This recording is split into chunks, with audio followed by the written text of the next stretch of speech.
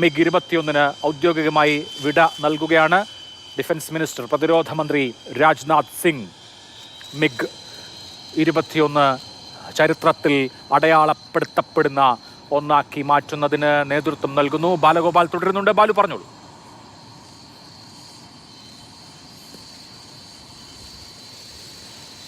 മിഗിന്റെ ഔദ്യോഗിക യാത്രയപ്പിന്റെ ഏറ്റവും അവസാന ഘട്ടത്തിലേക്ക് നമ്മൾ ഇപ്പോൾ കടന്നിരിക്കുകയാണ്.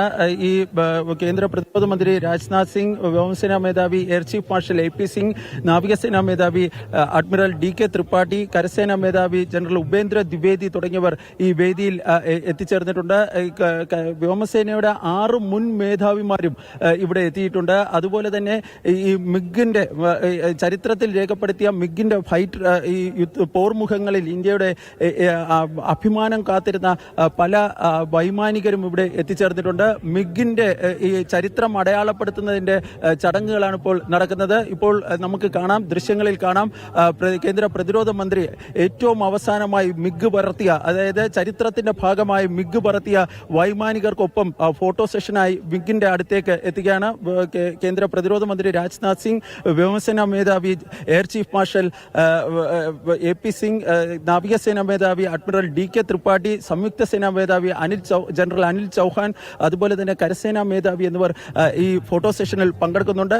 വളരെ പ്രധാനപ്പെട്ട കാര്യം അഭിലാഷ്, ഈ അവസാന യുദ്ധവിമാനം പറത്തിയ ഫൈറ്റർ സ്ക്വാഡ്രന് നേതൃത്വം നൽകുന്നത് ഒരു വനിതയാണ് എന്നതാണ്. ഇന്ത്യൻ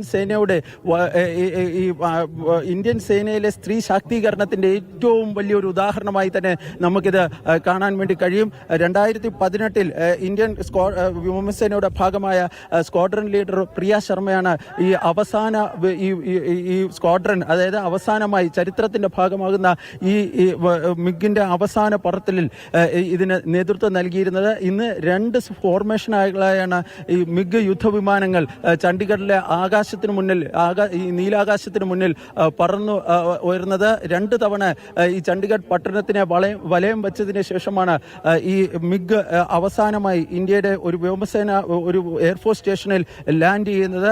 കഴിഞ്ഞ ദിവസം രാജസ്ഥാനിൽ പ്രതീകാത്മകമായ ചടങ്ങുകൾ ഉണ്ടായിരുന്നു. കാരണം ഈ നിലവിലുള്ള ഈ 2 സ്ക്വാഡ്രണുകൾ, മിഗിന്റെ അവശേഷിക്കുന്ന 2 സ്ക്വാഡ്രണുകൾ ഈ രാജസ്ഥാനിലെ നല്ല എയർഫോഴ്സ് സ്റ്റേഷനിലായിരുന്നു സ്റ്റേഷൻ ചെയ്തിരുന്നത്. പക്ഷേ ചണ്ഡീഗഡിനെ ഇതിന് തിരഞ്ഞെടുക്കാനുള്ള കാരണം 1963 മിഗ് റഷ്യയിൽ നിന്ന് ഇന്ത്യയിലേക്ക് ആദ്യം കൊണ്ടുവരുന്നത് ഈ ചണ്ഡീഗഡ് എയർഫോഴ്സ് സ്റ്റേഷനിലാണ്. 62 ഇന്ത്യ ചൈന യുദ്ധത്തിന് ശേഷമാണ് ഈ മിഗ് വാങ്ങുന്നതുമായി ബന്ധപ്പെട്ട ചർച്ചകൾ ആരംഭിച്ചത്.